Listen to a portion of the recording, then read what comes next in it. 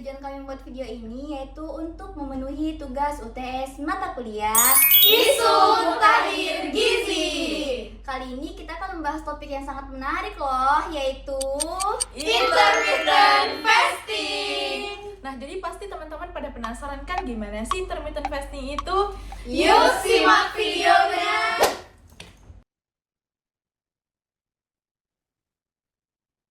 Mengapa penting? Seperti yang kita tahu, gaya hidup modern saat ini cenderung serba cepat dan praktis. Sayangnya, hal ini sering diikuti dengan pola makan tinggi kalori dan minim aktivitas fisik. Akibatnya, kasus obesitas, diabetes tipe 2, dan penyakit metabolik lainnya meningkat pesat. Tidak hanya di negara maju, tetapi juga di Indonesia. Nah, di sini intermittent fasting atau IF berperan.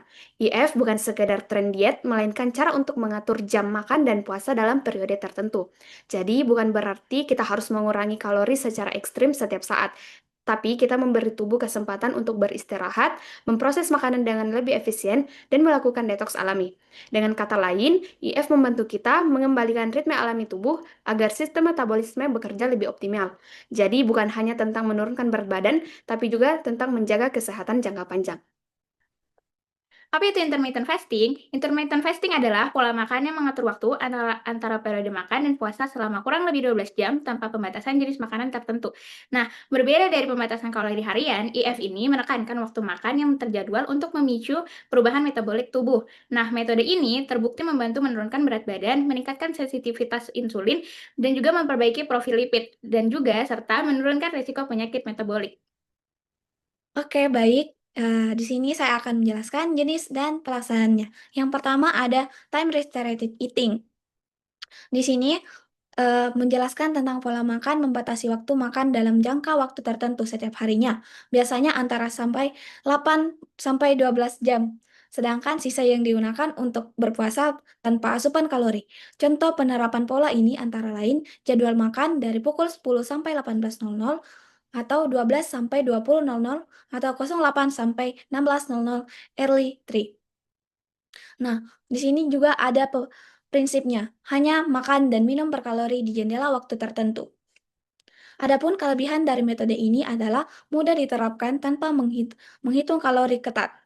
Sejalan dengan ritme sirkadian tubuh yang dapat meningkatkan sensitivitas insulin dan menurunkan tekanan darah, memperbaiki profil lipid, serta meningkatkan kualitas tidur dan konsentrasi. Yang kedua, ada alternate day fasting atau ADF, merupakan metode alternatif fasting yang menerapkan puasa bergantian setiap 2 hari sekali. Nah, pada hari puasa fast day, seseorang hanya mengkonsumsi sekitar 25% kebutuhan kalori sekitar kurang lebih 500 sampai 600 kilokalori. Hari makannya atau fast day, makan normal tanpa pembatasan besar. Contoh jadwal puasa, Senin, Rabu, Jumat, makan normal di hari lainnya. Adapun prinsipnya, tubuh menggunakan lemak dan keton sebagai sumber energi utama. Nah, kelebihan metode ini antara lain dapat menciptakan defisit kalori besar yang efektif untuk menurunkan berat badan, menurunkan kadar kolesterol LDL dengan trigliserida, serta mengurangi peradangan sistemik. Baik, jadi sini saya akan melanjutkan dari jenis dan pelaksanaannya. Yang ketiga ada 5-2 diet atau whole day fasting. Nah, jadi metode 5-2 diet atau yang disebut dengan whole day fasting merupakan bentuk intermittent fasting yang lebih fleksibel dibandingkan dengan yang alternate day fasting tadi. Nah, dalam pola 5-2 diet ini, seseorang itu berpuasa 2 hari dalam seminggu, biasanya juga tidak berurutan, dan makan secara normal pada 5 hari lainnya. Pada hari puasa, asupan kalori itu dibatasi hingga sekitar 500 sampai 600 kilokalori per hari atau sekitar 25% dari kebutuhan energi total. Sementara pada hari makan, konsumsi makanan dilakukan seperti biasa namun tetap dianjurkan memilih makanan bergizi seimbang. Contoh penerapannya yaitu puasa pada hari Selasa dan Jumat, sedangkan hari lainnya itu makan normal. Mekanisme diet ini bekerja menciptakan defisit energi mingguan yang mendorong penurunan berat badan, peningkatan sensitivitas insulin, serta penurunan kadar trigliserida. Kelebihan dari metode ini adalah sifatnya yang fleksibel, dapat menurunkan berat badan, memperbaiki metabolisme, dan cocok bagi orang yang dengan jadwal sibuk.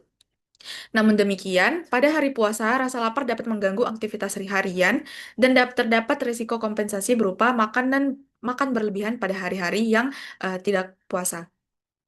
Kemudian yang keempat ada fasting mimicking diet atau disingkat dengan FMD.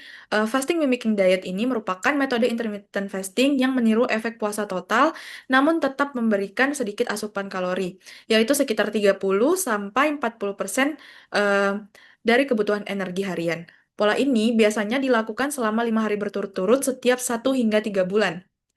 Dengan komposisi makanan tinggi lemak tak jenuh, rendah protein, dan rendah karbohidrat sederhana. Pada hari pertama, asupan energi sekitar 1000-1100 kilokalori dengan komposisi 10% protein, 50-56% itu lemak, dan 30-34% karbohidrat. Pada hari kedua hingga hari kelima, energi akan dikurangi menjadi 700-800 kilokalori per hari dengan proporsi yang sangat rendah protein, namun tinggi lemak sehat dan karbohidrat kompleks. Adapun tujuan dari jenis fasting mimicking diet ini adalah menekan jalur metabolik seperti mTOR dan IGF-1 yang fungsinya untuk mengaktifkan proses autophagy serta mendorong tubuh untuk menggunakan lemak dan keton sebagai sumber energi utama. Setelah hari kelima, dilanjutkan fase refeeding dengan pola makan normal dan seimbang.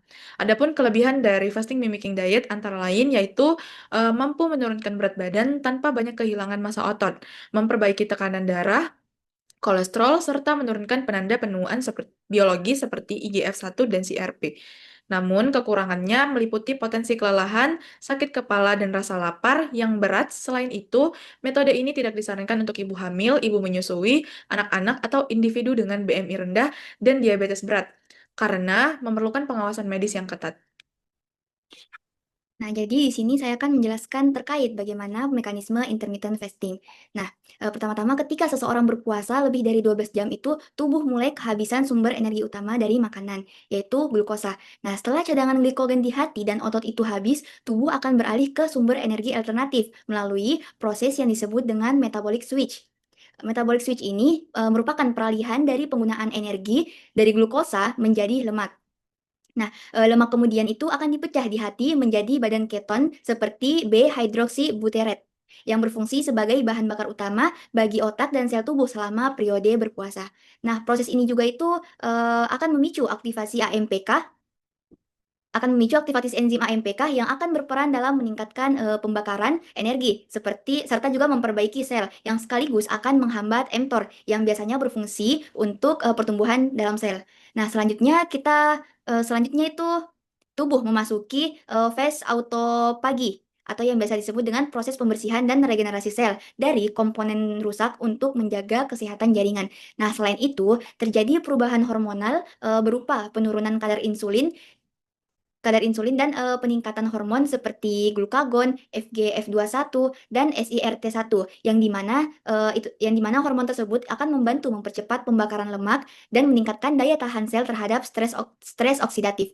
Nah, jadi secara keseluruhan ini mekanisme intermittent fasting akan menghasilkan perbaikan metabolisme tubuh, penurunan kadar lemak, serta penurunan inflamasi. Sehingga intermittent fasting ini terbukti dapat meningkatkan kesehatan metabolik dan mendukung fungsi sel secara optimal.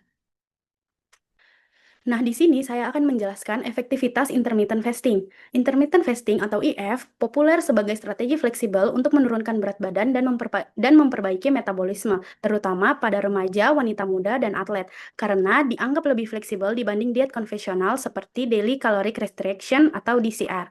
Nah, perbedaan DCR dan IF adalah DCR menggunakan metode mengurangi kalori setiap hari, sedangkan IF membatasi asupan hanya pada waktu tertentu atau hari tertentu. Nah, pada DCR, peserta harus mengurangi kalori harian sekitar 34% setiap hari dan terus-menerus mencatat asupannya, sehingga meskipun efektivitas menurun, sehingga efektif menurunkan berat badan hingga 5-10% dalam 26 minggu. Namun banyak yang pada akhirnya merasa jenuh dan mengalami kenaikan berat badan kembali. Nah, saat puasa 12-16 jam, tubuh mengalami metabolic switch dari glukosa ke lemak yang akan meningkatkan pembakaran lemak, visceral, dan sensitivitas. Nah, IF dianggap lebih mudah dipertahankan karena memberi fleksibilitas dan mengurangi kejenuhan dibanding DCR yang monoton. Karena IF tidak membatasi kalori setiap hari, tetapi hanya pada hari-hari tertentu dengan pembatasan hingga 80%. Sementara hari makan atau cheating day lebih bebas, pola ini membuat IF lebih mudah diterima secara psikologis karena memberi rasa libur diet. Nah, tantangan pada IF yaitu adalah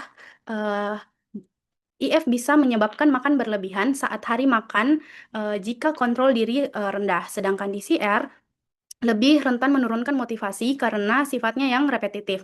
Jadi, secara sederhana, IF menawarkan fleksibilitas dan dinamika, sedangkan DCR lebih stabil namun cenderung membebani secara mental dalam jangka panjang. Nah, itu dia presentasi dari kami. Semoga bisa menambah insight baru buat teman-teman semua.